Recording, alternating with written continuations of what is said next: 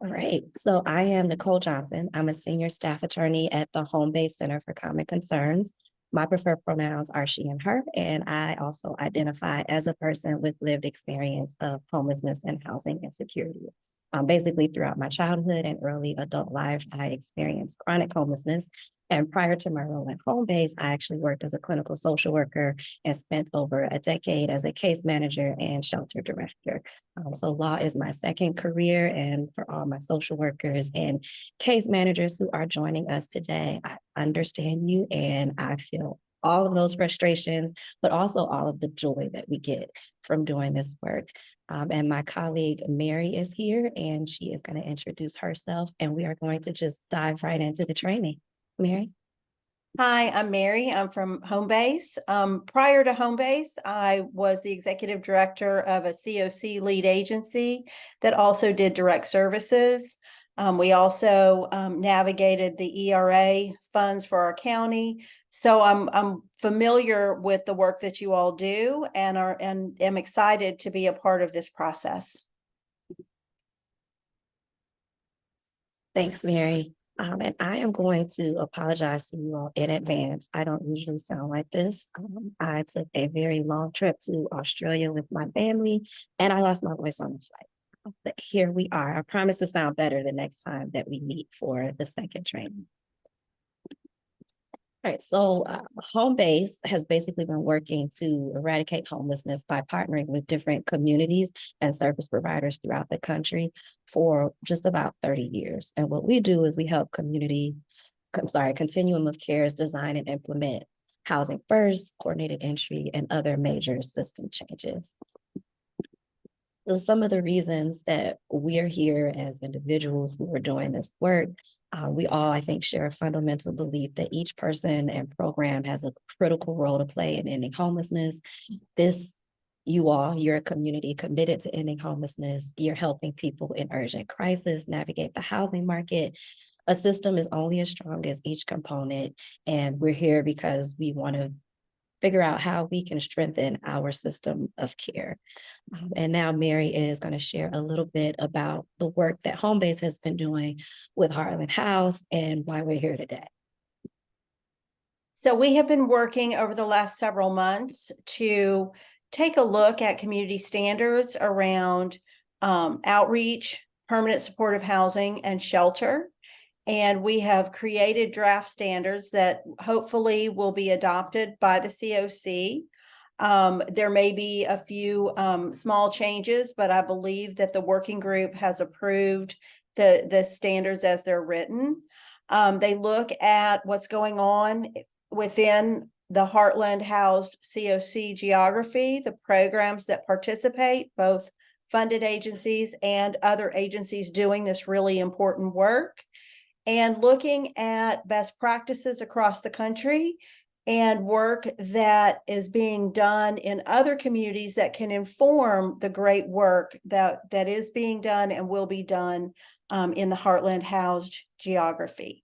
So those work groups worked really, really, really hard to make sure that we had a good understanding of the community and the services within the community, but also to do a hard look at what are the standards, what are common practices, and what maybe can improve. And I'm just really pleased with the participation and the commitment of the working group. And you will see a little bit of their hard work today as we discuss some really important programs within the COC. Again, this is the first of a three-part series.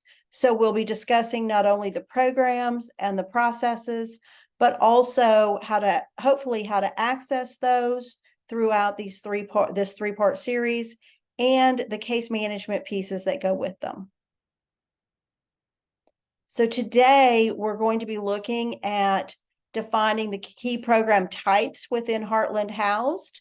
As you know, we talked about PSH, outreach, and shelter. There's also rapid rehousing within the community. The people who enter those programs are prioritized through the coordinated entry system. And the HMIS system, which is the Homeless Management Information System, is the system where the data are collected and decisions are made.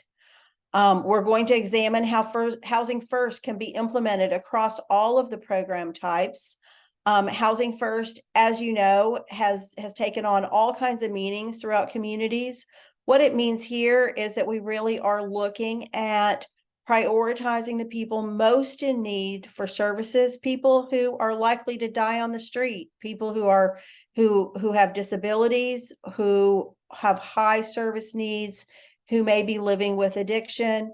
How can we move forward without preconditions to make sure people can get into housing, but also stay stable in that housing, so that we have the right mix of services that can address the needs that people come into housing with.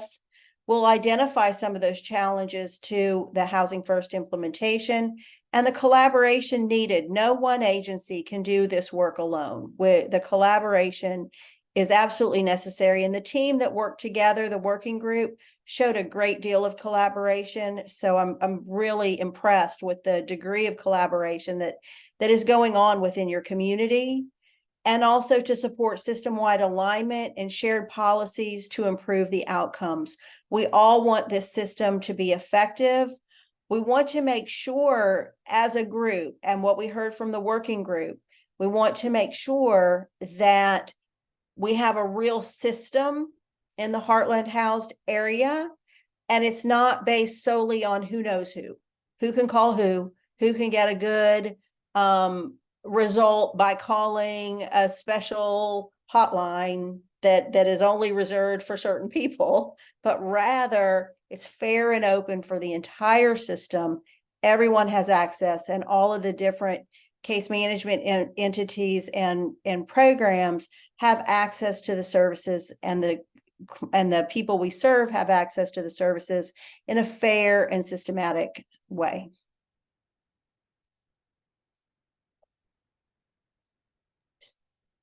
So the program types in the Heartland House COC we discussed will be the PSH, outreach, rapid rehousing, and shelter. So outreach seeks to engage those who live unsheltered in the community and facilitate access to services so that they can stay healthy and safe. There are several types of outreach. What we discussed here in the Heartland House geography is a housing-focused outreach. That is, people who are outside seeking to get them into housing or shelter. In-reach, once in shelter, if someone doesn't go straight to housing, if they're in shelter, doing the in-reach in that shelter or in institutions of care like jails or hospitals to help people move into housing options from those settings. There's also light touch outreach that I'm presuming a lot of other agencies in your area do. A lot of faith-based organizations and other organizations are involved in light touch outreach, which would include addressing emergency services needs. So they're more of a short term, let's get this emergency taken care of so we can move forward. Hopefully that light touch outreach has some sort of connection to a housing focused outreach, so that people who are encountered in that light touch outreach can also get into the housing process. That will require that people do some sort of assessment and are moved into the coordinated entry system so that people can get into housing from outreach. And then we also know that there are population specific outreach activities like youth or veterans. Hopefully that again is connected to housing focused outreach, and also other types of outreach like medical care and mental health care that again strive to address the service needs, but all of that should have a connection into that housing focused outreach and a connection into coordinated entry. Another program type is shelter. So shelters, of course, are designed to be that temporary relief or transitional shelter for people who are experiencing homelessness in general or for specific populations. So, for example, survivors of intimate partner violence or domestic violence shelters. Shelter meets that immediate need for safe housing until more permanent solutions can be arranged. And just like Mary shared about outreach, that all goes into coordinated entry and HMIS and functioning as one big system. Another type is permanent supportive housing. And permanent supportive housing basically combines affordable housing assistance with voluntary support services. And this means the services are designed to build independent living skills and they connect people with different community-based healthcare, treatment, or whatever type of employment services they may need. One of the key features of permanent supportive housing is that the services are voluntary because we want to house people and we want to make sure that their needs are met, but we don't want to force anybody to do anything. And within Heartland House, when an opportunity for permanent supportive housing becomes available, the next eligible person on that by name list is offered the assistance. And we'll chat about your by name list and your coordinated entry and prioritization process a little later in this presentation. Another type is rapid rehousing. And this is another solution designed to help people quickly exit homelessness and return to permanent housing. And again, when an opportunity becomes available in Heartland, the next eligible person on your by name list is offered the assistance. And again, it's offered without preconditions. So for example, when we're talking about who's going to get the housing next, we're not considering things like whether or not someone has long-term employment, whether or not they have sufficient income or an absence of a criminal record. We don't care about whether or not they have savings lined up. Our goal is to make sure that we are getting people housed and giving them the resources and services that are tailored to meet their unique needs of their specific household. And again, without those preconditions, because our goal is always housing first. And we'll talk more about housing first right now. Before we jump up into housing first, we have a quick poll for you all, and you should see it pop on your screen in just a moment. And this is just going to ask for your housing, your role within a system of care. So whether or not you're a case manager, a program director or manager or outreach staff or volunteer, and we're not going to know who put what, is all anonymous. We just want to get a gauge of who is doing what thing here within your system of care, because we want to know what people are coming to with their lens when we're talking about housing first.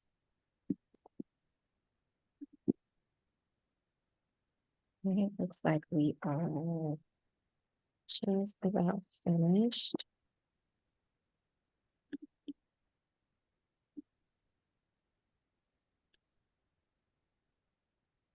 All right, so it looks like we have a pretty good mix of folks. So everybody's doing something different, right? Everybody is involved in the system of care that's in this training. And that's what we want to see, because housing first touches the roles and responsibility of each of us, regardless of our roles. And so the programs we just talked about all function under the housing first approach. Housing First is an approach that prioritizes providing permanent housing to people experiencing homelessness. It's guided by the belief that people need basic necessities like food, a place to live. They need to feel safe before they can attend to anything less critical. And what this does is it enables access to permanent housing without preconditions beyond what someone who didn't need assistance would receive. And support services are offered, but participation is never actually required.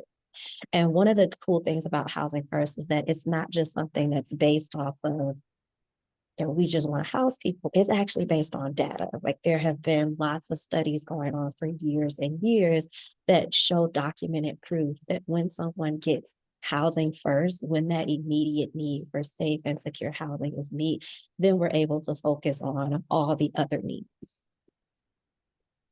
There are 4 overarching principles to housing first.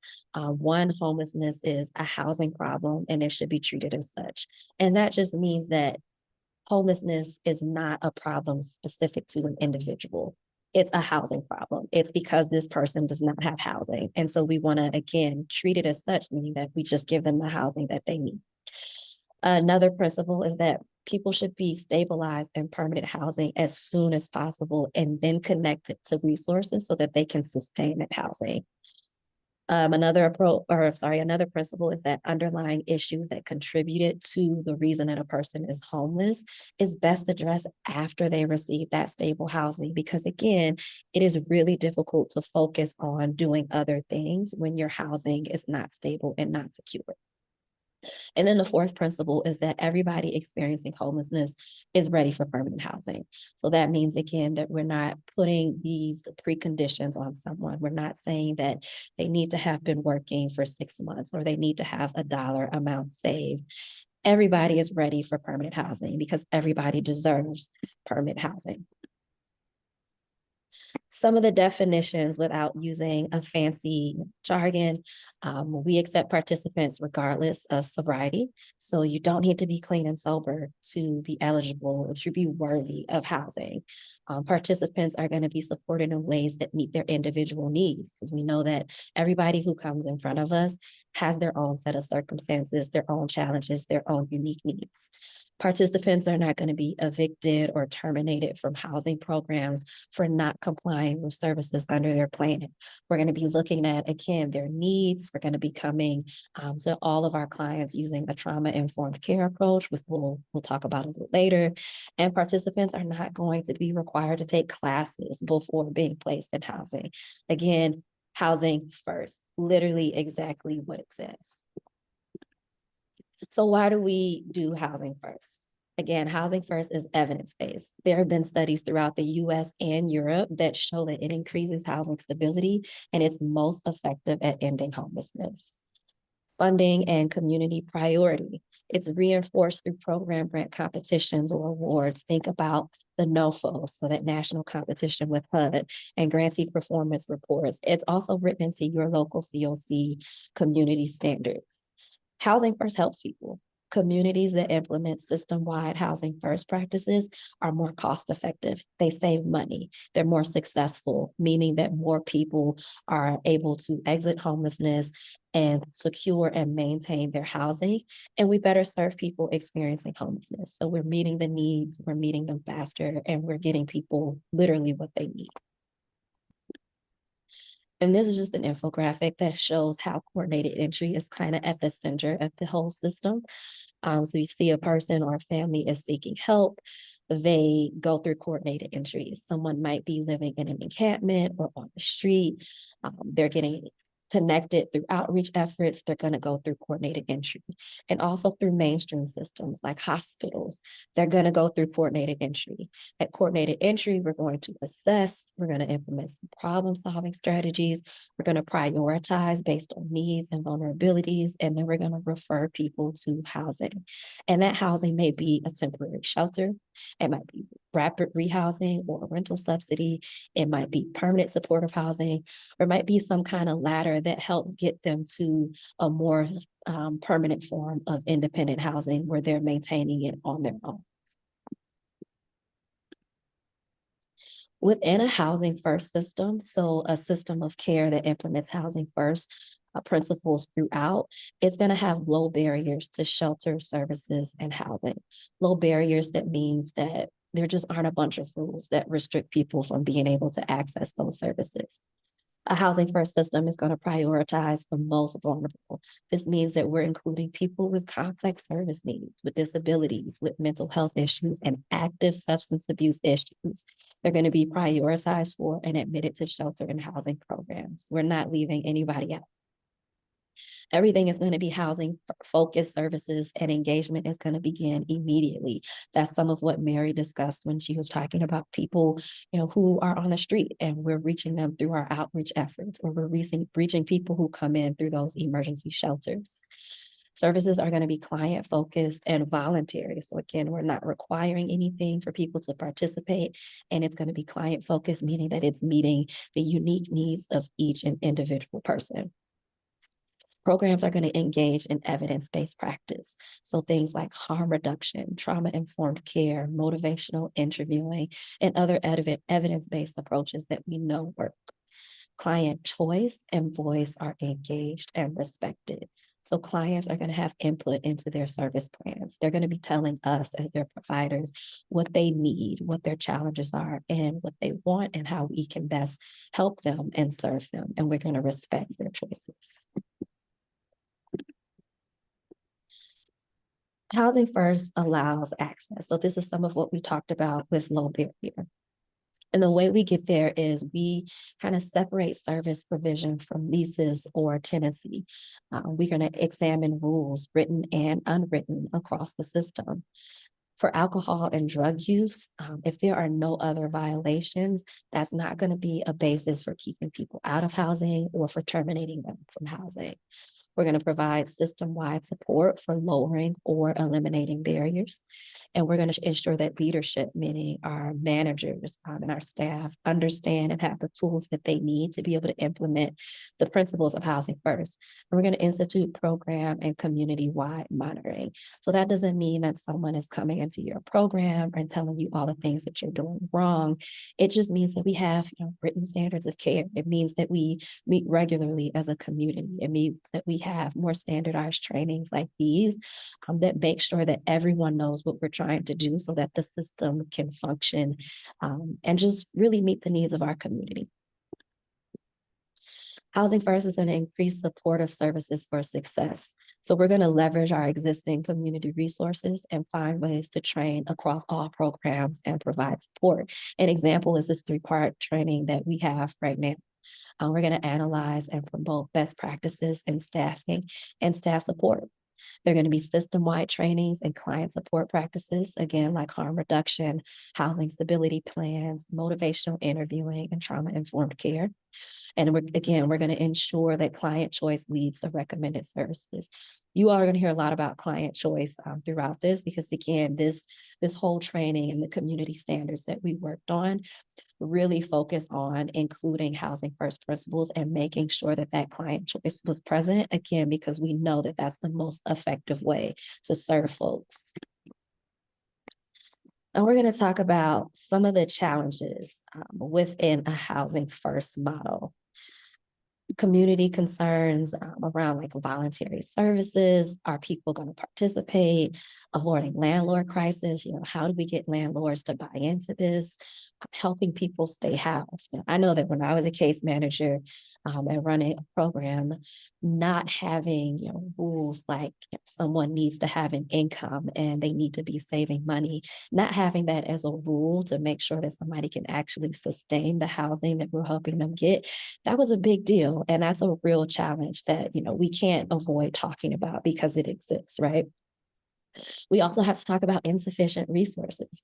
Most of our communities don't have a ton of money. We have limited resources, and we have to be creative and find ways to make the little money that we have and the few beds and few spaces for programs that we have work for our community. And the way we do that is we have to talk about these challenges. And then just geographic boundaries and barriers. We all know that they exist. Sometimes they look like challenges for our returning citizens coming in. The big example that I'm thinking of is people on the sex offender registry and the literal boundaries and barriers for where they can live. There may not be sufficient housing, and that presents a challenge for us. And also shared housing and community living. And if you have challenges that you can think of, we invite you to drop them in the chat. We want to share them. I'm sure that you all have some of the shared challenges since you're in the same community, and it would be great to just see that pop up in the chat so people can see that they're not alone in some of the challenges that they might see in trying to implement Housing First realistically and practically within the community.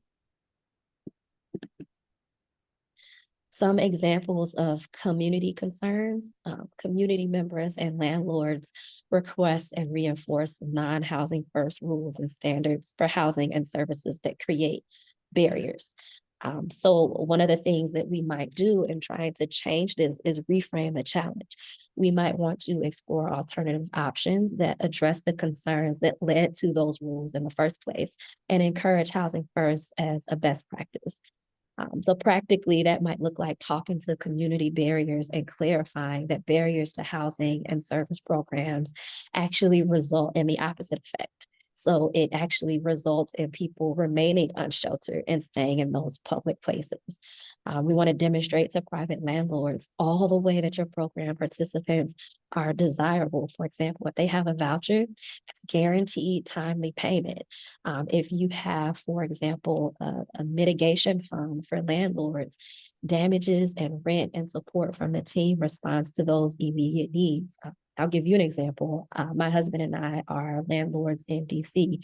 We primarily rent to people coming with rapid rehousing funds, people who have housing choice vouchers.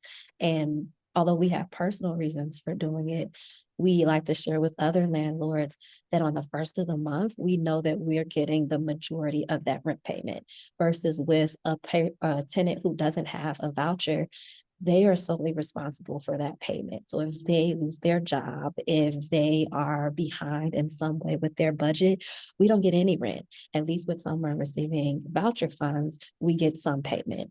Another thing that we can talk about with landlords is people who are coming in from our programs come in with support that other tenants, don't have. They don't have a case management that they can go to get help before things get bad. They don't have anybody that the landlord can contact and say, hey, I'm having a challenge. Can you come out and help? We have a lot of ways that we can, again, support the people who are participating in our programs. It just takes a little bit of problem solving. And I know this is time that we typically don't have. But once we start to build those relationships, we do see that it works.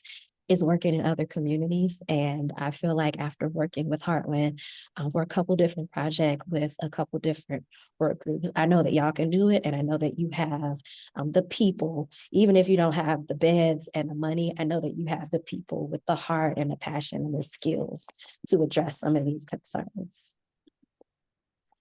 Some common challenges with voluntary services is that people just don't participate in case management when they're volunteering. One way that we can try to reframe that challenges is work with the participant to find their strengths and meet their unique needs. And this is where client choice really comes into play. So if you have a client who is really, really making their own goals, they're going to be more committed to meeting their goals. So when we're working with them as a team, both as a professional and having personal support networks, we can help find creative connections to help folks engage. And that happens through effective client management, which builds trust and self-confidence. We do that through strength-based approaches. We're highlighting all the things that they do well. We're doing that through harm reduction. We're doing that through trauma-informed care and motivational interviewing. Our language as case managers is powerful. The way that we treat people is powerful. It has a lasting impact on how that relationship is set up, the way that our clients are going to interact with us, and their willingness to engage with us. We've got to make sure that they can trust us because we're helping them or trying to help them through probably what is one of the most traumatic experiences in their lives. And although this is, our job, and at some point it ends for us, this is their lives. This is it. It's nothing we can do to change the level of severity for that with them. And the best thing that we can do is be compassionate. And I think that when we put ourselves in that position, it helps us to, extend the olive branch one more time, even though it's repeatedly broken and we're tired and we're exhausted from giving so much and feeling like, for example, people do not want to at least meet us halfway. Another thing that we can do is focus on the materials, conversations, the posters in our offices and our buildings. Everything should be centered around housing. So that means that maybe instead of the substance abuse messages, we're having, think about the school. When you were in elementary school and you had those, you are powerful, you are super, you are amazing type posters. We want to have those for housing. We want to have pictures of people in their housing. We want to have pictures of people who look like the folks that we serve. I mean, quite literally, size, color, shape, different ethnicities and cultures should be represented. We want to show people that we see them. We see how they're showing up, and we see them being housed. The messages that we have, the actual physical messages around the spaces where we're serving people, they matter and they have an impact. We also want to support our clients in identifying clear and actionable steps that don't overwhelm. I know that, for example, whenever I first had a client coming into the shelter, I worked with moms ages 18 to 25. So they were parents, they were homeless, and their goal was always like, I just want to have a place for me and my kid. And the way to get from where they were in that moment to that end result, they couldn't figure out. So sometimes that meant I might have some options for them so they could kind of plug and play their first steps. What do I know as their case manager that they're going to need outside of money? They're going to need documents like ID. They're going to need transportation. They're going to need resources to be able to go out into the community to access those resources. So maybe those are the initial goals, in case management. Figure out where to go to get your ID. And your case manager has this handy document to provide you to tell you where to go to get your ID. And that is an easy thing that they can check off to build their confidence, and feel better about accomplishing things so that they can build up to the harder task. Now we're going to talk about aligning our policies and practices with Housing First, and go through some examples for reframing those policies. And if you all have questions or comments, feel free to jot them in the chat. We are going to try to monitor that and respond as needed. So just go ahead and drop those in, and we'll make sure that we take a look at them as we move through. Let's talk about what kind of policies you might have. So on the left, we're talking about a rule-based and standardized approach. So they sound consistent on paper, they meet your budget, and they're going to work for some people. Versus a flexible and individualized approach, they might be a little more difficult to implement in the beginning, but they are going to work for significantly more people. They're going to impact long-term stability. We're going to have empowered clients, and it's going to result in a much stronger system. Now, here's an example. In red, we have treatments offered that are kind of more mandated. And then in that teal color, it's those that are not mandated, and it reframes the hard and fast rule. So for example, AA meetings are required, and clients must participate and mandatorily cooperate with their treatment plan requirements or face eviction or termination. A Housing First approach would have housing focused case management. So maybe that client doesn't want to do AA. AA just doesn't work for everybody. So we're going to get them housing first. We're going to get them housed, and then we're going to link them to other services. Like, do you have some health concerns?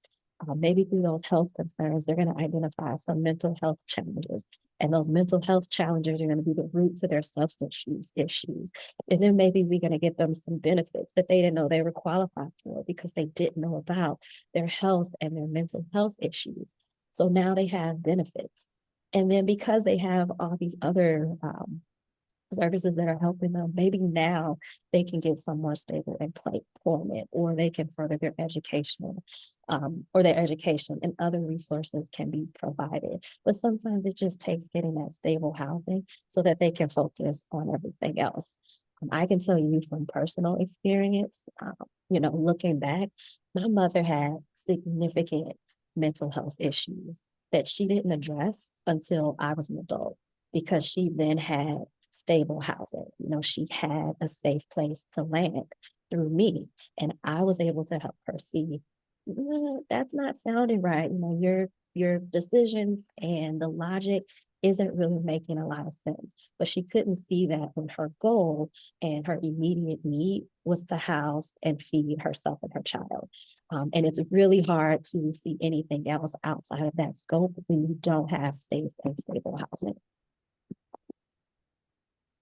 Another example are rules that limit alcohol use on premises. So drug testing at entry, or whenever someone suspects that you're using drugs or alcohol, those random drug tests, and refusal to take a drug test might result in immediate denial of services.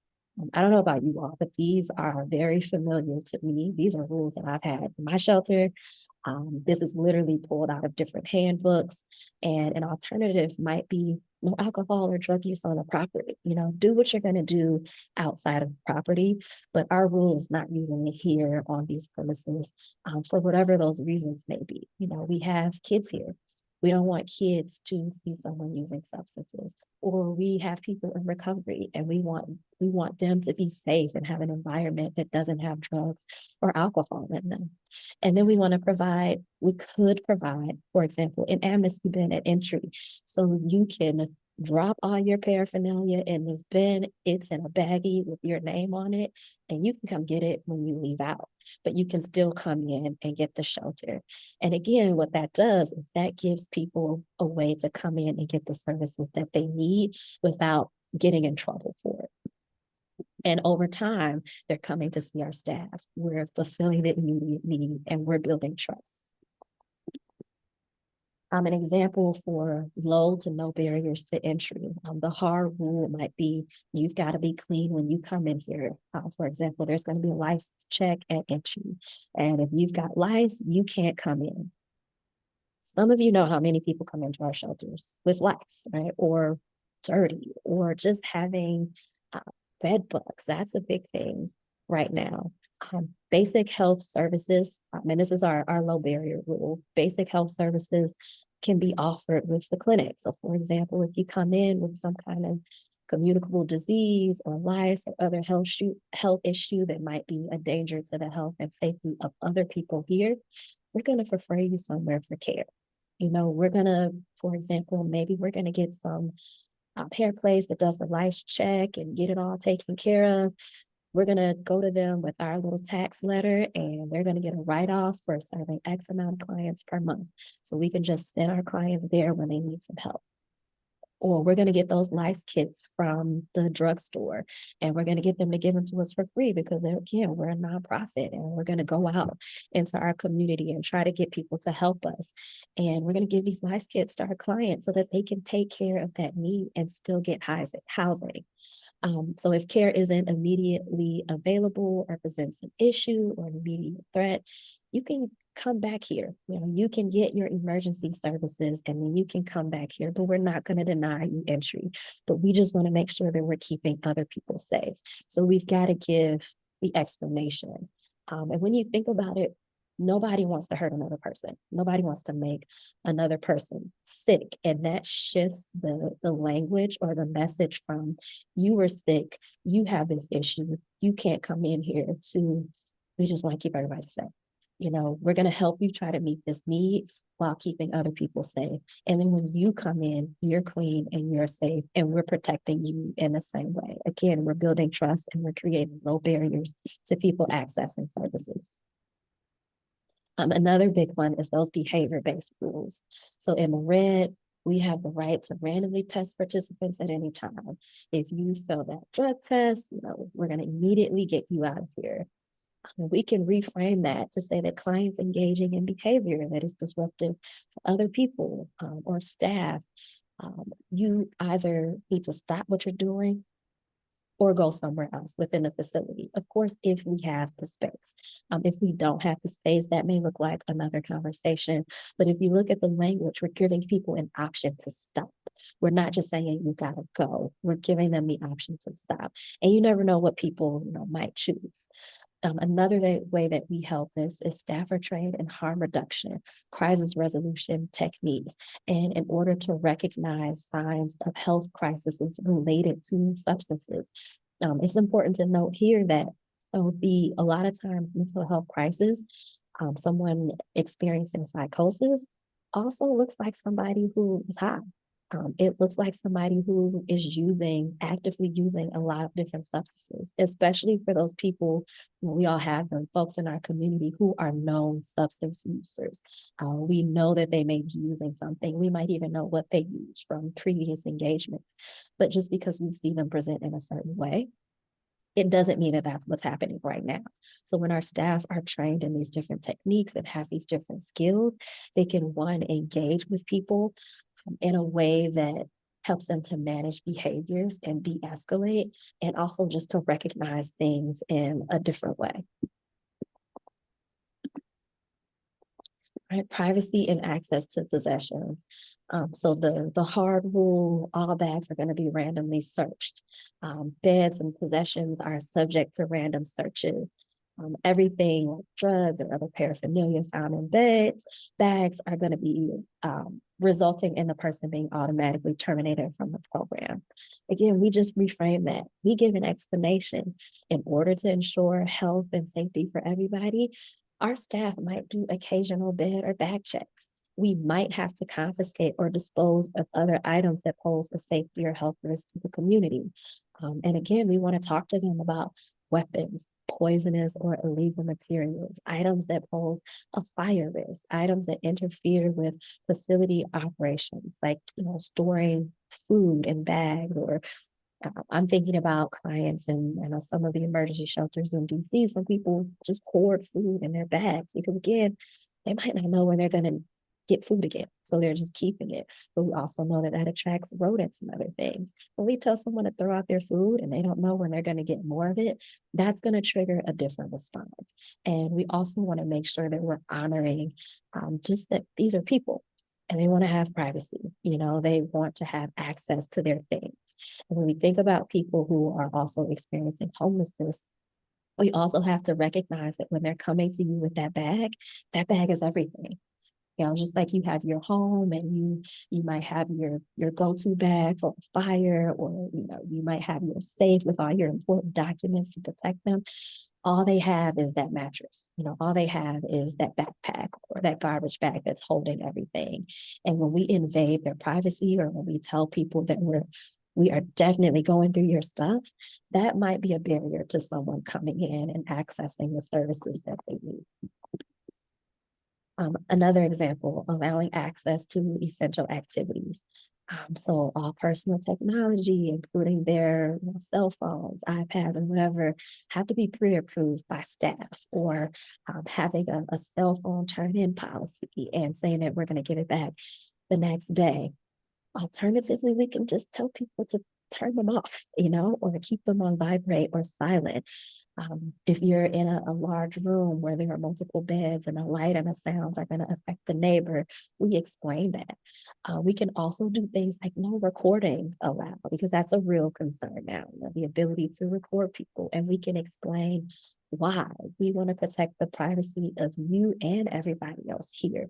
We want to make sure that we're not recording, we're not posting things on social media, and we can explain that people are here for different reasons. We don't want you to use any geolocation services.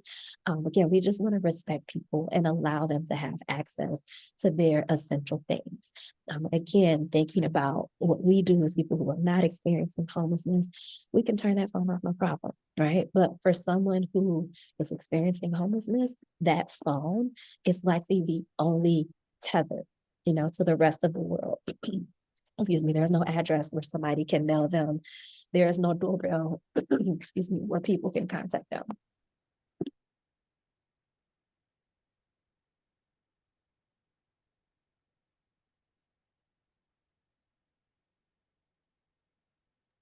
Excuse me, everyone. So we want to make sure that they have access to their personal technology.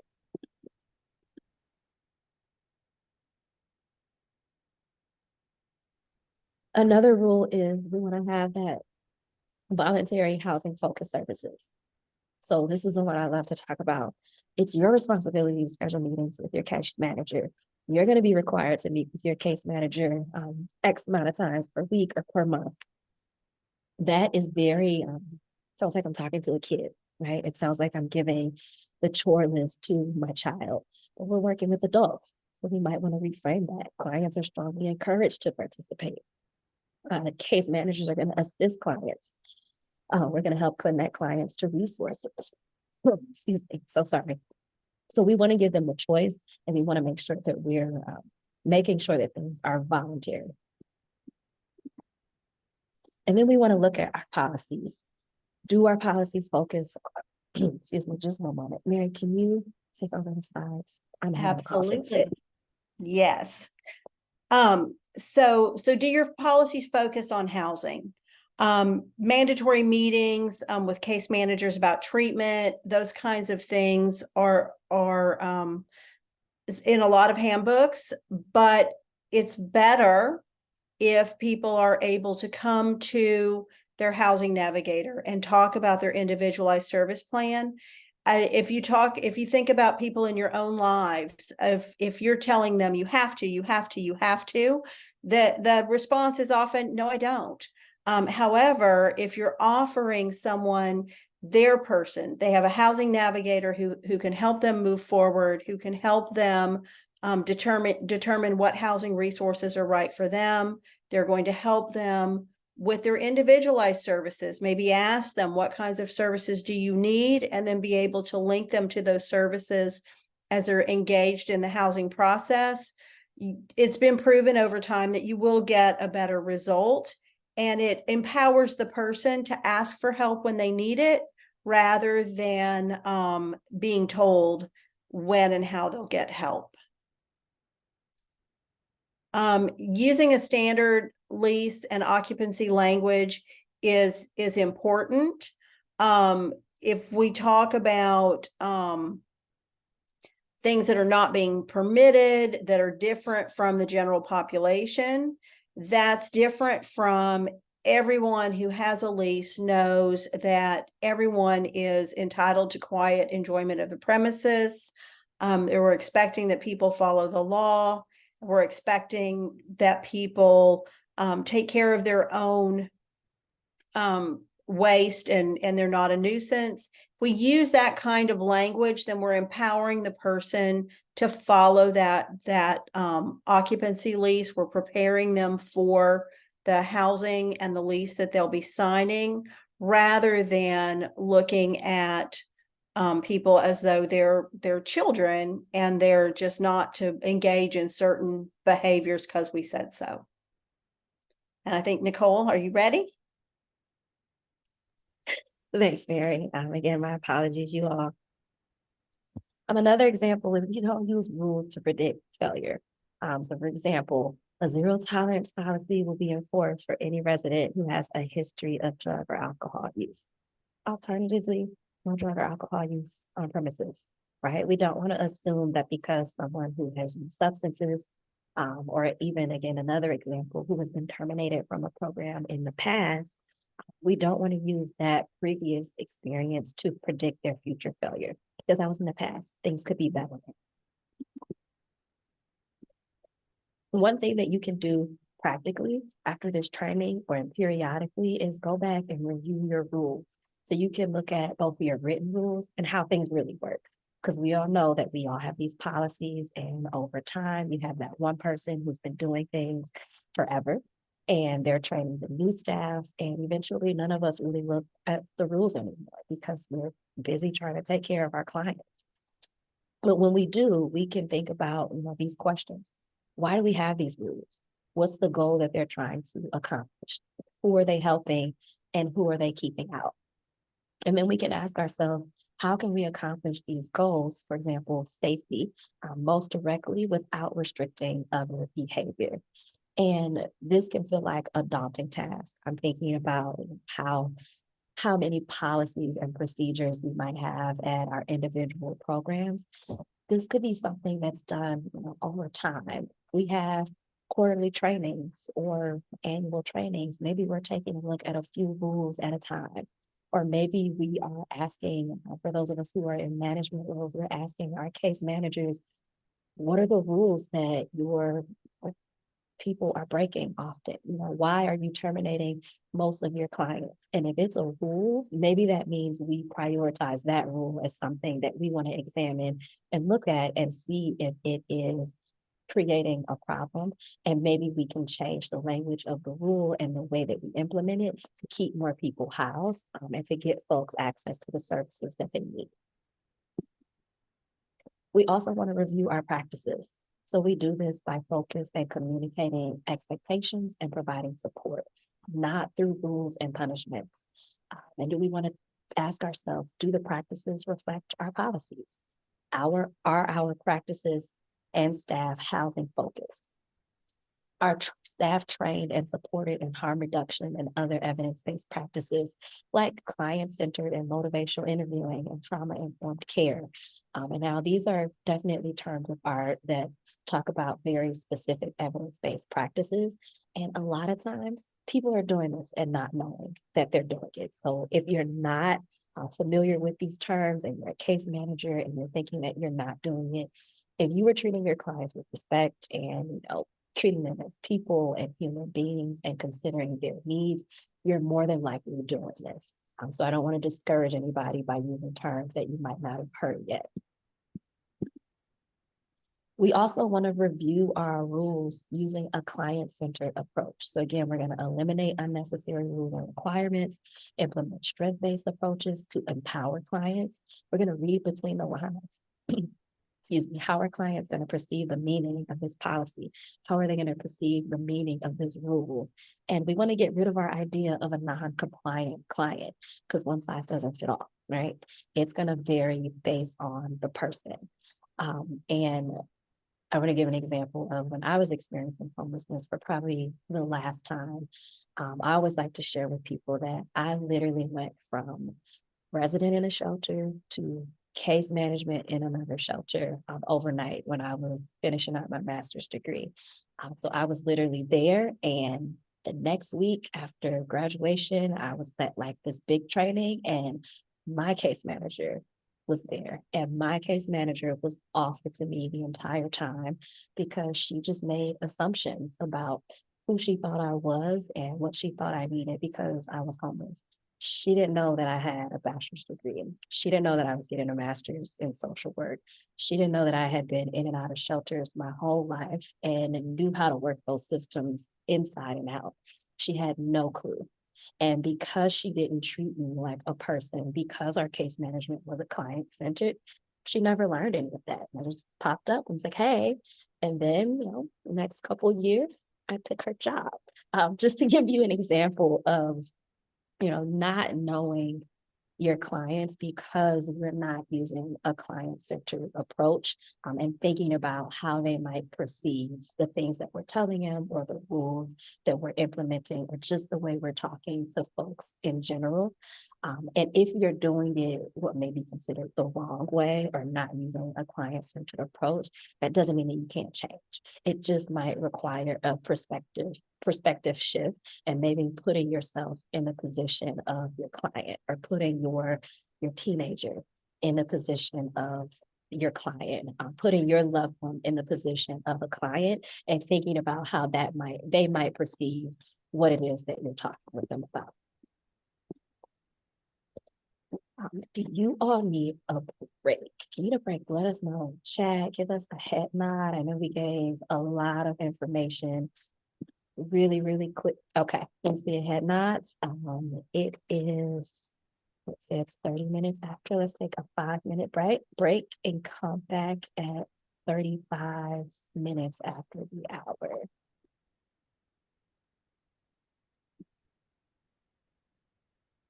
And I am going to look through the chat and see which questions we might have missed, and I'll address some of those while we're on this break.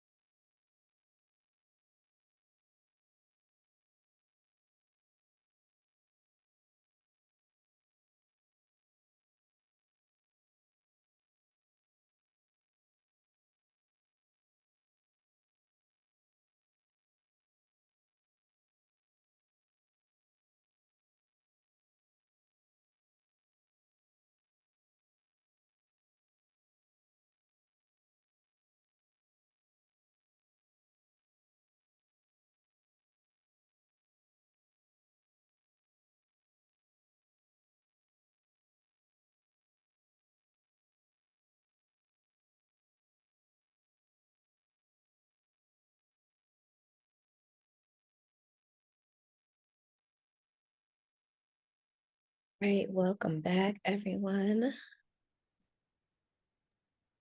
It is just about 5 minutes past the hour, and we are going to do a little activity. We can open discussion for folks. And we're going to be identifying barriers and brainstorming on alternatives. And so we, again, want you to participate. You can come off mute for this activity. You can drop things in the chat, but we don't want to just talk at you for 2 hours. We want to actually engage you and brainstorm some of these alternatives and kind of put things into practice. Right. So we're not gonna discuss in small groups because we don't have too many people here. But we want to talk about how our program rules or activities do or do not align with the housing first standards that we just talked about. Or we want to come up with strategies for resolving individual issues.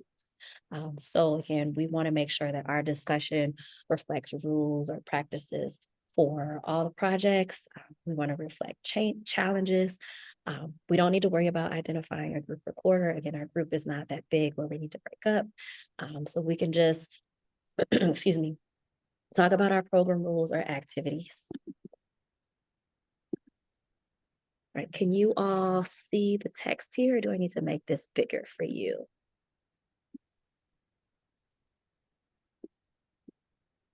A little bit bigger. I'm on my phone. Yes, sir. Is that Mr. Ricky? We'll just do the next one instead. Right, so let's talk about a rule. Does anyone have an example of a rule or something, a policy in their program that is not helping with housing first or is not housing first focused?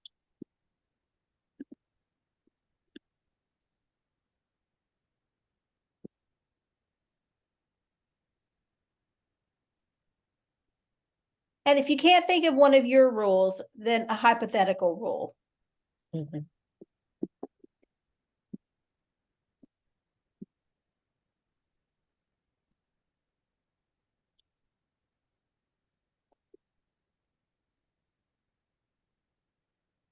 Mr. Ricky, can I put you on the spot to share here with us? Yeah, I was thinking of one because a lot of people that get housed, they tend to move other people in with them. And I was just wondering about that, how that would be. Do you mean like someone, they might get a rapid rehousing voucher, they get their apartment and then they move in their friends and family? Yes, And so the rule might be you're the only adult or only the people listed or eligible for this service can move into your unit. right. That's basically what I was asking, is that allowed for them to have somebody else move into that unit with them? That's a good example. Thank you, Mr. Ricky. And I think that's a real problem for a lot of folks. I know a lot of people that I've worked with. It's, we want to help our people, right?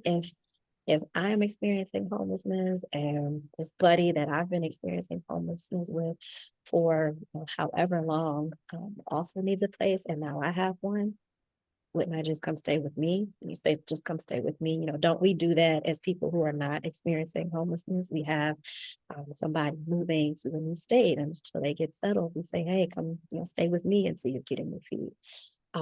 Can anybody think of a creative way or a solution that we might use to fix this as a barrier? Because what we don't want is people losing their housing because they're violating this type of rule. And we also don't want to create a barrier where people aren't taking housing because they can't take their close friend who may be their family with them because they're not like legally family. Does anyone have suggestions for how we might frame that or explain why the rule is the rule? Well, Nicole, I'm wondering if we can kind of distinguish too between a rule that the service provider makes up versus a rule that is part of a lease provision that the person has signed the lease and the provision states that they're the only occupant, but just like with everybody else, there would be provisions for visitors and others. As long as they're visitors, if someone moves in, then in that provision of the lease, they would need to be added to the lease. And so I think part of it is who makes the rule and how is the rule applied? And if it's a lease provision and it's applied equally to everybody, that's different from the service provider's rule.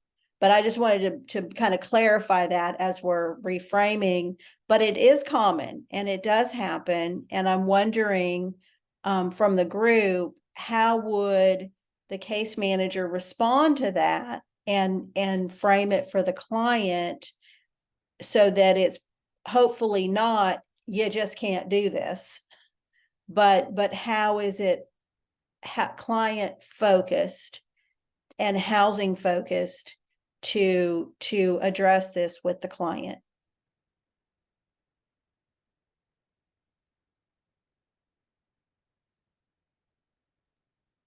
I was wondering, like, because I've seen a lot where someone is housed, but they have a real bad mental issue, and friends will come and just take over their house just because of that. And a lot of times they won't say anything about it because they are afraid to say anything about it. And I've seen that a couple of times.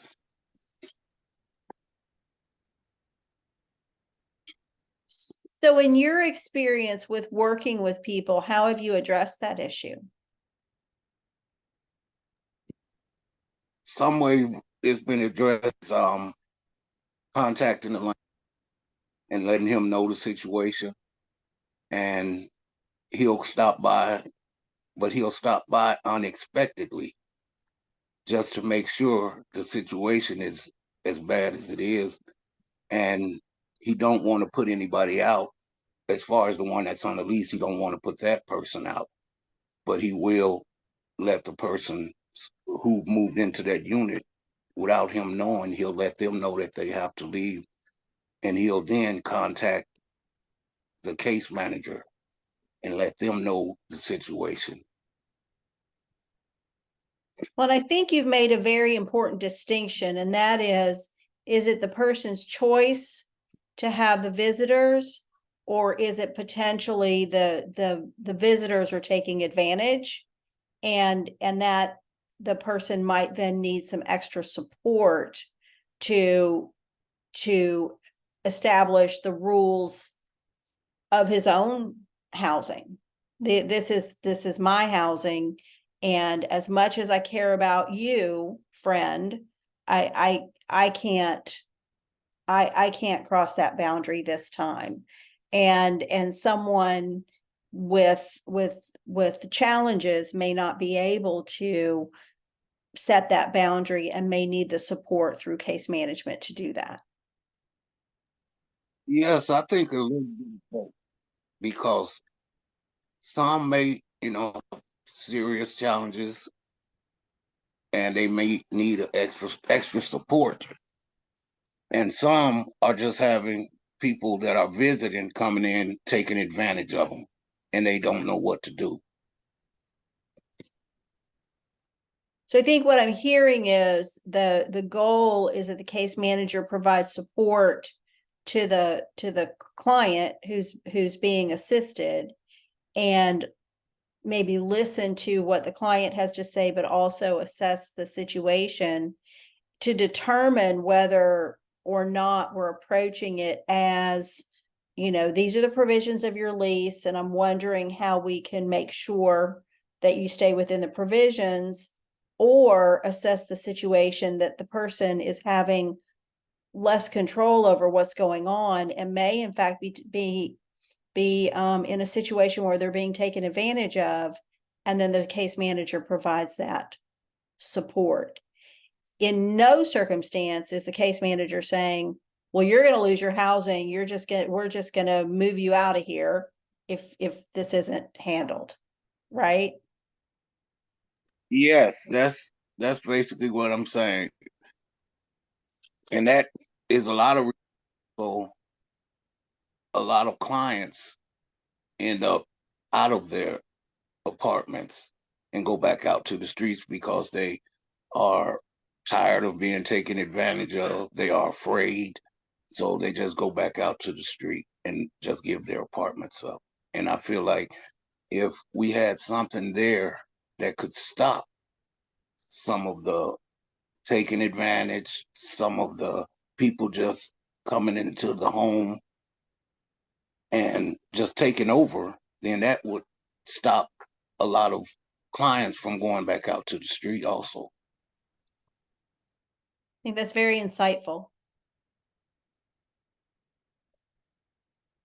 Anyone else on the line that can address something like that, or is that a problem that you have seen as well?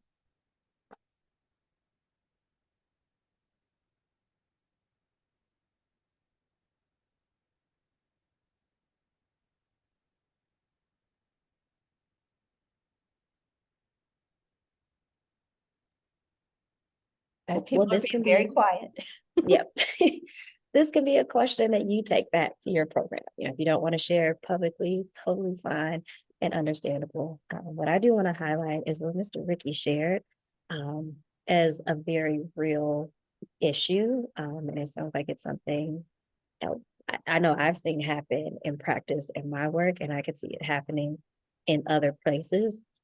Again, some of the things that we want to think about is if we wanted to change this kind of rule, if we had the capacity to, how would we communicate that change to our leadership or our colleagues? You know, how would we support clients and colleagues during the change? And how would we measure and celebrate our success? Of course, we can't change all the rules, right? If these are hard and fast rules that can't be changed because they are, like Mary mentioned, these are rules with the lease. How do we communicate that to our clients? You know, maybe it means we're having a conversation with them before they sign a lease about what each provision entails, you know, what it means, what your responsibility is as the tenant in like a very basic and easy to understand terms, and making sure that they get it. And what I love about Mr. Ricky's example or the questions is that it was very housing first centered. You know, it really highlighted the need of people to have other people.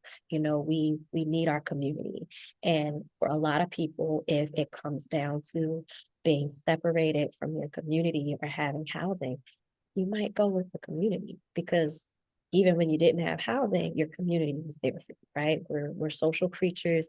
We need each other. And for a lot of people, having that community, that made family might outweigh the need for housing if having that housing means you're separated from the community. Another thing that stood out to me was Mr. Ricky touched on, you know, the individual needs. Some people don't have the capacity to be able to advocate for themselves when it comes to other people within their like private social group. I don't want to say causing them to break the rule, but being a reason that they can't maintain the housing. And I hate to put another, you know, task or responsibility on case managers, but that's where it falls on us as the case managers to help them work through that. And that is something that we could identify early on in case management if we're working from a strength-based approach. If our clients are leading the engagement and we're asking them questions like, who's your, you know, your support circle? Who do you call on when you need something? What's, you know, who are the people you can't live without in your life? Tell me why. You know, when we get to know them as a person, we can also kind of, you know, be on the lookout for the other things that might pop out. I like to think about it and almost like how I troubleshoot for, or how I used to troubleshoot for my kid when she was a toddler, you know, baby proofing the house. I don't know that she's gonna put her fingers or scissors in the outlet. I don't know that she's really gonna bump her head on the corner of the table, but I'm gonna put that little rubber thing on the corner just in case. You know, I know as someone who has navigated this world before, that this is a risk And I'm going to make sure she has the tools that she needs to overcome this risk without telling her, don't crawl on the floor, don't run in the house. I'm just going to make sure that with my knowledge of how the world works, I'm going to give her what she needs. And we can do the same thing for our clients without treating them, like babies or toddlers. We can just make sure they've got the tools, and the way we know what tools they might need is by getting to know them as people. All right, maybe one more. All right, we have one more item in the chat. Oh, no, this is a private chat. I'm sorry, ignore me.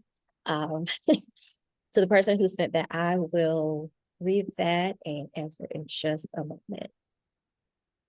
Hey, Nicole, this is Tracy. On your list, you did have pets as a subject. I know that it has come up in discussions before, no actual cases per se. Pets versus support animals versus actual service pets. If we can have a little discussion about that, I'm curious. I mean, I don't have a specific question on it, but I know that people have mentioned, oh, I have 3 cats, I have 5 dogs. We're maybe looking at getting them a PSH referral.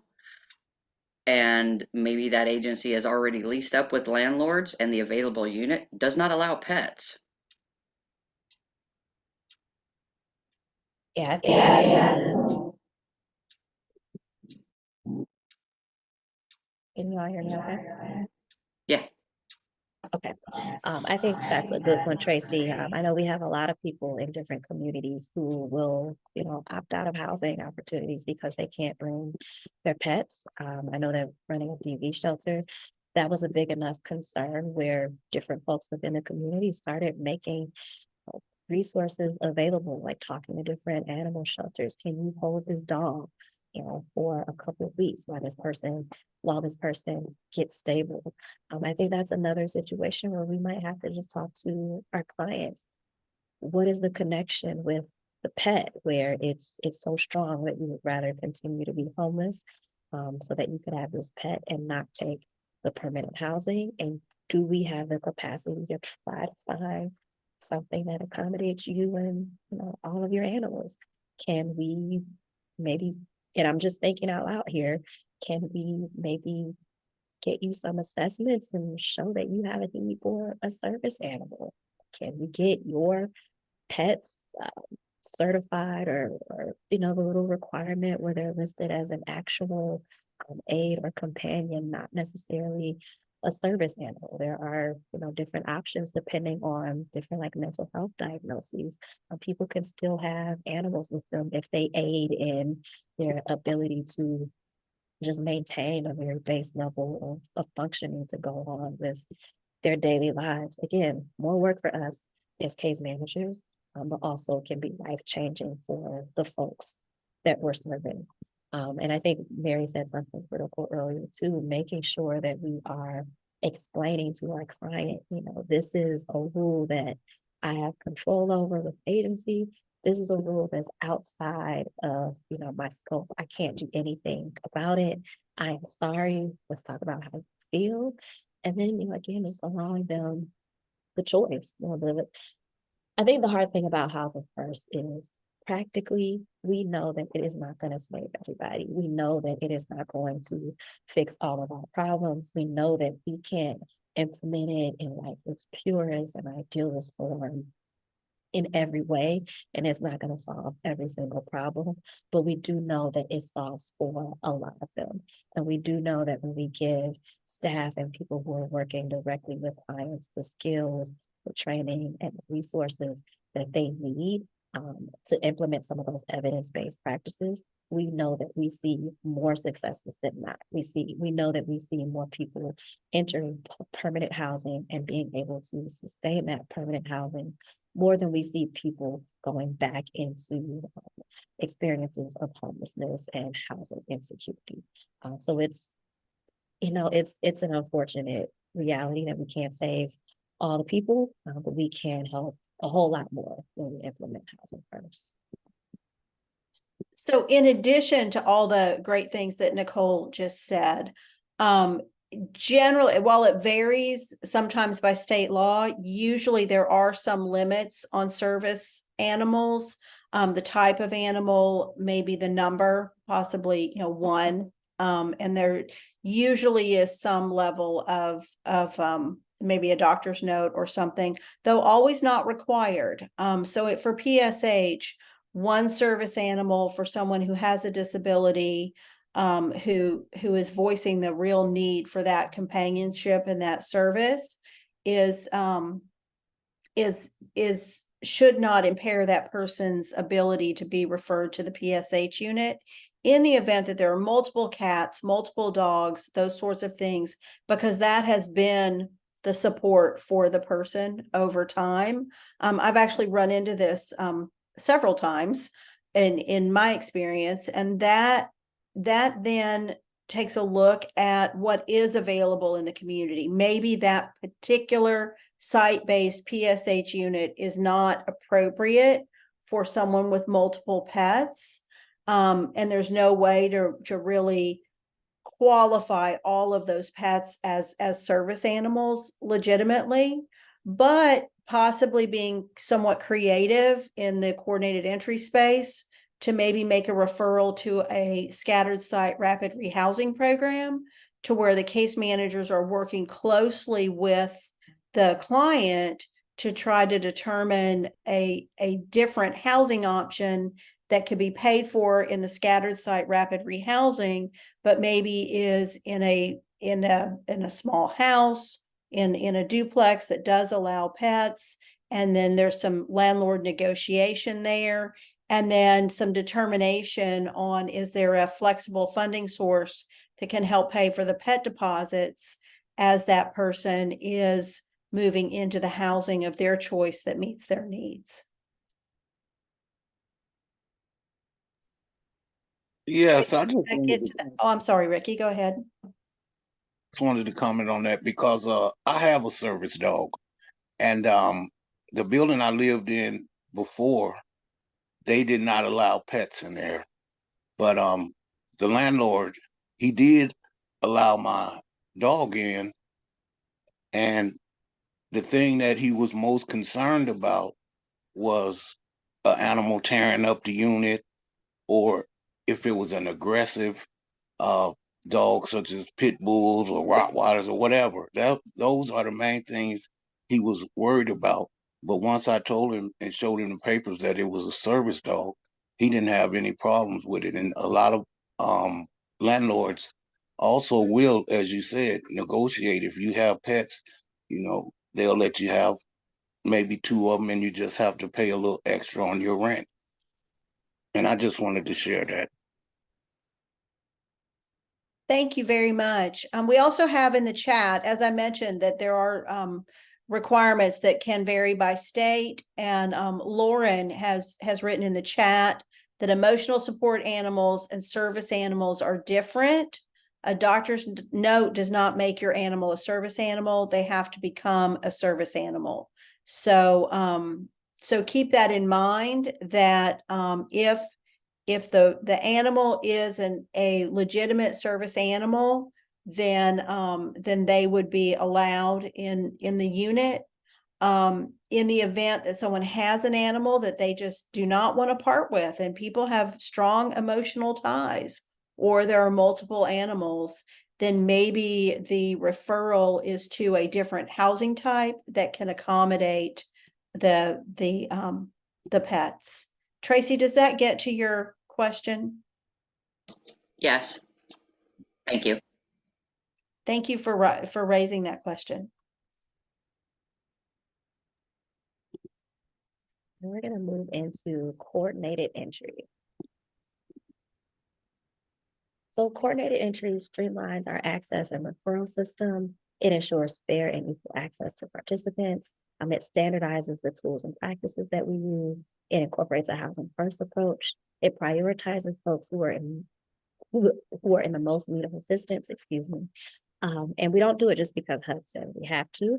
We do it because it gives us an opportunity to rethink, organize, and always constantly evaluate our programs and services to make sure that we're delivering them in the most effective way possible. So previously, this is before coordinated entry, there would be multiple programs and a bunch of different processes, a bunch of different intake and assessment protocols, different eligibility rules. We would be duplicating services. There was a lack of access to programs and just not the most efficient use of resources. And I'm probably going to date myself, but I was managing shelters before coordinated entry was a requirement, and it was chaotic for lots of us. After coordinated entry became a requirement and we as providers started doing things a little differently, we saw easier and faster access for clients, increased exits to permanent housing. The system outflow was more effective. We reduced waiting lists, and there was no wrong door, meaning that you can access services from all the different access points in the community. And we were able to match the highest needs of clients to the services that they needed. There are a few key components to coordinated entry: a system entry, so where they enter, assessment, getting all that information, prioritization, matching, referral, and placement. So system entry is, when clients are seeking housing or services, that's when they first make contact with the COC and the homeless response system. So that might be interacting with an outreach worker because Heartland is building up their street outreach team now. That may be calling a hotline, or that may be showing up at a provider site, but that's their first entry into the system of care. And then assessment. Clients' needs and vulnerability are assessed in a uniform manner. I know that Heartland has a fairly new assessment process because, again, you all have been doing the work to constantly, reevaluate what you're doing and always thinking about how you can do it better to best serve clients. Prioritization. Clients are prioritized for services within the continuum of care based on factors agreed upon by the community. I know that Heartland recently, this year, restructured the prioritization policy to make sure, again, that you are doing the most effective thing for your clients who are in the most need of assistance. Matching clients at the top of the community's priority list. I know in Heartland it's called the by name list. You're matching people as things become available for which they're eligible, and for things that most appear to meet their needs. And then the referral. Clients are matched with their appropriate program and they're referred to that program, and the communication is done between the entity in charge of matching, this is Heartland House. The client and the program are the program providing the services. This is all working together in a system so that, we're not sending clients back and forth to talk to different people. There aren't a bunch of papers or intake forms floating around. It streamlines the process significantly. And then placement. Clients are placed into the program that best meets their needs. And then we can also ensure that that program is getting the necessary assessment information. So everybody's coming in with this baseline or base level of assessment that's giving significant information that the provider might need. And then they can take it from there and get the details that are unique to their program and really dive into the next step. So access and system entry, the first steps to placement. Right, so again, for any coordinated entry system to be successful, there's got to be a process in place for clients to access and enter. So that means that the system has to be set up in a way where it can identify people, conduct outreach, and engage folks who are currently experiencing homelessness and people who are at risk of homelessness. So as we are designing and refining coordinated entry, we're always thinking about what design will allow the greatest number of people to access our system in the fastest way possible. And the key components to your access and system entry elements are communication and marketing. How do people know that we exist? How do they know where to go? How do they know how to access us? The system entry points, literally, where do people go? Where is that assessment happening? And then ensuring that there's access to emergency services.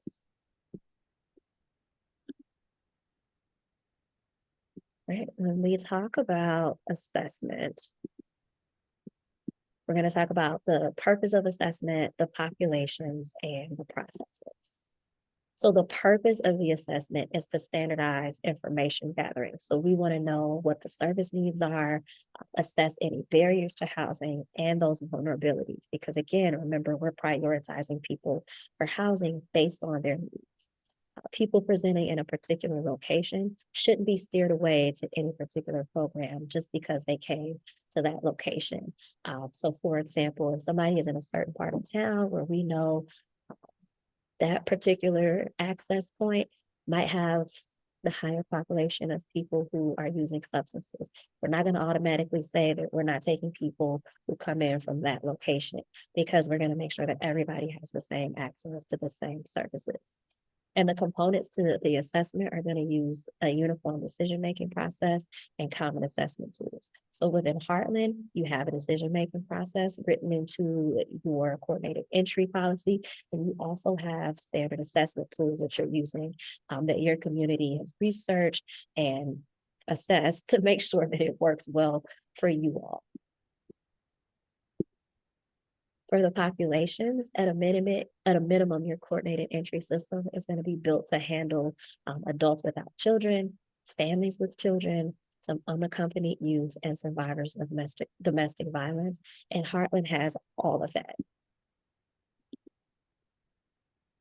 And then within those populations, your assessment process determines the length and duration of past and current episodes of homelessness, and that's to determine whether or not someone is chronically homeless, the client's risk of illness, death, victimization, or the relative severity of that client's need, including how they're going to use the system, their access to shelter, and any physical or mental health impairments. Your assessment is all of that. And then what should be assessed? The focus of your assessment, again, remember, it's not to get all of the information needed to serve the client. So it's not going to get everything you need for case management, like where they're working, are they employed, do they have a stable income? But it's just going to only get that targeted information needed to make the referral. And the following areas have been identified as important areas to address during the assessment. So that risk of becoming homeless, the length of time that someone is homeless, including prior episodes, usually within the last year or so, vulnerability.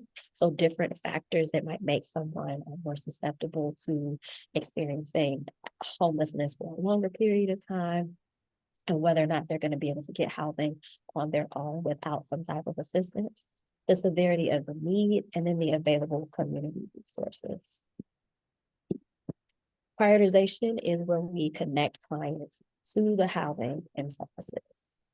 So there is a federal goal, again, is to ensure that individuals with the highest needs are prioritized for the most intensive resources that are demonstrated to end their homelessness. Limited resources, we don't allow people who are more vulnerable or who have more severe needs to stay unsheltered just because more intensive assistance isn't available. What coordinated entry does is it's going to ensure that the people with those most severe needs and the highest level of vulnerability are prioritized. And that includes any type of available within your community of care. So remember, we talked about permanent supportive housing, rapid rehousing, and then other types of interventions. So in Heartland House, you prioritize people based again on the time that they are homeless. So you look at whether or not someone is literally homeless, the longest history of homelessness, and the most risk and barriers to housing as documented in your coordinated entry assessment. The next level of priority is usually the literally homeless people and families with the most risk and barriers. And then the third level is literally homeless individuals and families who have been homeless the longest. And then if you need another step, that means that the next available resource goes to the household with the earliest date of the coordinated entry assessment. So that means the person who entered the system first. And I know this first, second, third level of priority can be tricky. What that basically means is in Heartland House, you have what's called your by name list. Your by name list is all the folks that have come in through your different access points and have been assessed. And the first, second, and third priority means you're looking at that by name list when you have an available space or unit or a program, and the first priority is the first person on that list that gets it. So the first person on that list that gets it is gonna be determined by these factors: whether or not they're currently homeless, if they've had the longest amount of time homeless, and then if they have different risks. And your assessment captures all of this information. It's put into HMIS, which we're going to talk about a little bit later. And that helps you keep like the one list that your team can look at and decide who gets the housing. And what that does is that eliminates a lot of the implicit biases. It's eliminating a lot of the conversation about whether or not someone is ready for housing versus ready or not, whether or not they need the housing. And that helps you implement housing first. So the reality is we're all human, right? And we all want to make sure that people are successful, and we're all, whether we recognize it or not, we're going to come to the table thinking about who should get what available resource. And as with anything else in our world and our society, having something that's a little more standardized helps us to eliminate all of those factors, like for human error. It just helps us do that. In terms of matching, again, we're talking about connecting clients to the housing and services. And the goal, again, is just to connect people to the appropriate and available services. And remember, again, that we're talking about consumer choice and prioritization. So the highest priority clients are going to be giving a choice about the available housing options that they're eligible. So if someone is, for example, eligible for permanent supportive housing and they're eligible for rapid rehousing, even though we might strongly believe that they would do better in permanent supportive housing, if that client does not want that level of service, we should not be forcing them to take it. You know, it should not be because you're eligible and this is available, this is the one that you've got to take. We've got to let them have a choice. And practically, what we could do, this goes back to the language that we're using. Maybe that means that we're explaining all of the benefits to permanent supportive housing, all of the ways that one program differs from another, and then maybe we're helping them come to a decision on their own that's going to be best for them. But the important thing here is the client choice. Again, referrals is just connecting clients to housing and services. When we're making referrals, our focus is making effective referrals for the clients, meaning that we're looking at all the openings that fit the next family on the list or the family or individual with the greatest needs. And again, you all are going to have access to these slides. That's why they are so word heavy. All of the information you need is on the slides. We're going to have all of this to refer to later, and the recording will also be available. Where we're talking about individual programs, we want to talk about accepting referrals. So participating programs, meaning if you're a member of a COC, you should be accepting all your eligible referrals unless there's a documented protocol for rejecting referrals, which you will have once your community standards have been adopted by the COC. And what that means is rejections need to be justified and they need to be rare, because otherwise we are turning people away and we're going to be doing it too often. So we just want to prevent turning people away, again, because we don't want them in our program, because they're going to be difficult to manage. We want there to be a real documented reason, and we can also explain to the clients and let them know why they aren't being accepted into the particular program. Right, and now we're going to jump into using HMIS for coordinated entry. Mary? So HMIS is critical for all kinds of reasons. It's critical to ensure that we're recording the progress and the outcomes so we have appropriate reporting. It's also important to avoid duplication, but in this context, it's absolutely critical to ensure that people are assessed and that assessment goes into HMIS so that they can get onto the case conferencing list and be referred to the open programs. Certainly the benefits of HMIS are the simplified data requirements that meet HUD's requirements. We're able to share data among agencies, immediate access to current data. Usually the timeliness reports are that the timeliness standards are that you are putting information into HMIS within 2 days of the encounter. The closest you can get to real time, the better. And there's also advanced reporting on performance and outcomes. All this is really, really, really important. Most important is that the assessment goes into HMIS so that the person can get onto the coordinated entry list and be prioritized and moved into the next available spot. If the case conferencing list, if the person stays only on a Google Sheet or other document that the outreach team or others might be using, and they never get into HMIS, then that referral to housing won't happen. So it's critical that all of the information is in the system. The data that is put into the system is used to coordinate those housing and services, so that once someone's in housing, they can also then be referred to services. Improve available programs and services. The annual progress reports that come out for programs, other kinds of reports that can come out of HMIS can help drive decision-making as far as what improvements might be needed in the system. It certainly does improve access to services because it's a funnel. We have all the people here, they're assessed, they come into the program, they come into HMIS, and then they're referred out to the appropriate service that they are eligible for. Consumers receive the type of services they need. People are taking notes and they're noting what services people are getting so that we're not duplicating those. And then the data in there can help advocate for policies and the community standards that will be adopted. If something needs to change along the way, there will be data there to support it through the HMIS system.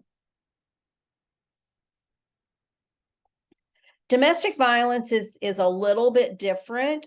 Through the Violence Against Women Act, the use of the HMIS system is prohibited for any agency that is a victim service provider. They are to use a comparable database. And so it's really, really important that the community works to integrate the referral process, even if the victim service provider is not in HMIS, but is in that comparable database. And I know that through the really hard work that the working group did during the coordinated entry design, this is something that has been integrated within the Heartland Housed system. The universal access means that people experiencing domestic violence should have access to all of the housing and services in the community. They cannot just be restricted to the victim services provider in the community because it is rooted in client choice. The person who is fleeing domestic violence or who has experienced domestic violence, they know themselves, they know their situation, and they are in charge of determining their own safety and their own safety plan with the assistance of the case manager, not the case manager or the agency dictating what the person should or shouldn't do. And I know we quickly went through HMIS, but it is critical for that referral process. It's critical to get people into housing. If you're an agency that is not on HMIS, get in touch with the HMIS provider here in the Heartland Housed area so that you can have the benefit of getting the assessments in there and being part of that coordinated entry process. Does anyone have any questions?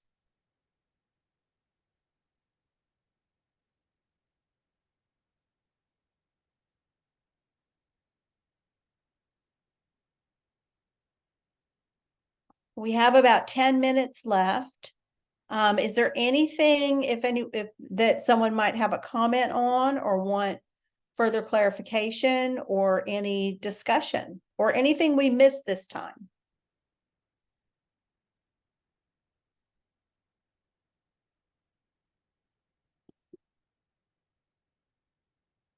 Well, in the next two sessions, we will touch on some of those case management strategies that we talked about, the motivational interviewing, the trauma-informed approaches, and other case management strategies like harm reduction that are paired with housing first.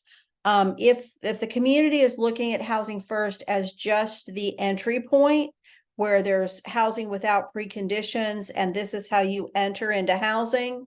But then once someone is in housing, then they're faced with rules and compliance. That's different from the kinds of case management strategies that have been proven to help when you are able to house someone without preconditions. And so we'll be covering those in the next two sessions. And like Nicole said, many of you are already practicing those case management strategies, so it will be a review. Josh, we had a question about Josh or Jamie about how to best get in touch with Heartland House for private programs that may be interested in becoming a part of the CLC. Yeah, folks are welcome to email me and Jamie. I'll put my email there in the chat, and we'd love to connect with anybody who wants to learn more or find different ways to be a part of it all.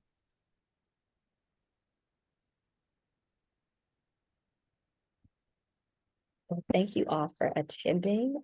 We hope that we will see everyone at the next couple of trainings. We are always very excited to work with Heartland. We love the work that you all are doing and just the passion and the way you serve your clients is beautiful to see. And it's always great to work with a community who wants to do more and go further to support the needs of their folks accessing services. So thank you all. We appreciate you being here today. Thank you, Nicole and Mary. We appreciate you all. Thanks, Josh. All right, well, thank you all. This concludes our training.